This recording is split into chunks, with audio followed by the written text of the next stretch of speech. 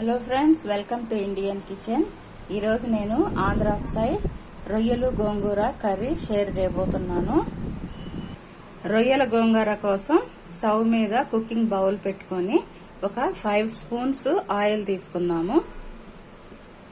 Oil వేడెక్కాక ఒక ఉల్లిపాయ, 4 పచ్చిమిర్చి, కొద్దిగా కరివేపాకు వేసుకొని 2 నిమిషాలు వేయించుకుందాము.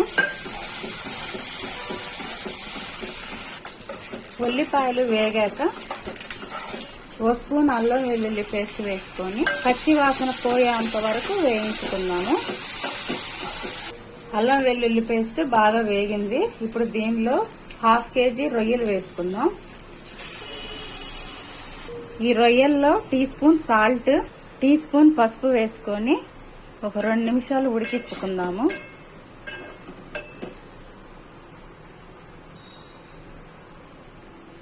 రొయ్యలు 2 నిమిషాలు ఉడికిన తర్వాత 1 స్పూన్ కారం వేసుకుందాం.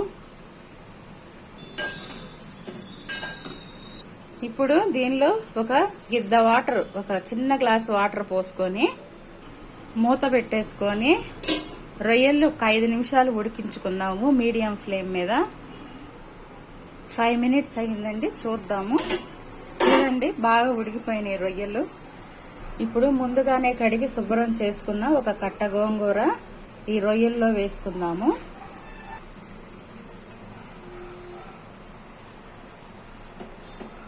ఇలా గోంగూర వేసుకొని మూత పెట్టేసుకొని ఒక 5 నిమిషాలు ఉడికించుకున్నాము. 5 మినిట్స్ అయింది, చూడండి బాగా ఉడికింది. ఇంకా కొద్దిగా వాటర్ ఉంది కాబట్టి ఈ వాటర్ కూడా ఇంకటానికి ఇంకొక నిమిషం ఉడికించుకుందాము. చూసారు కదా, పర్ఫెక్ట్ గా ఉడికిపోయింది. కర్రీ కూడా అడుగంటుకుంది. ఈ టైంలో మనం ఇంకా ఆపేసేయాలి. దీనిలో వాటర్ మొత్తం ఇంకిపోయినాయి. ఇప్పుడు గోంగూర మనం రుబ్బుకోవాలి. దానికోసం ముందు ఈ రొయ్యల్ని పక్కన పెట్టేసుకుందాము.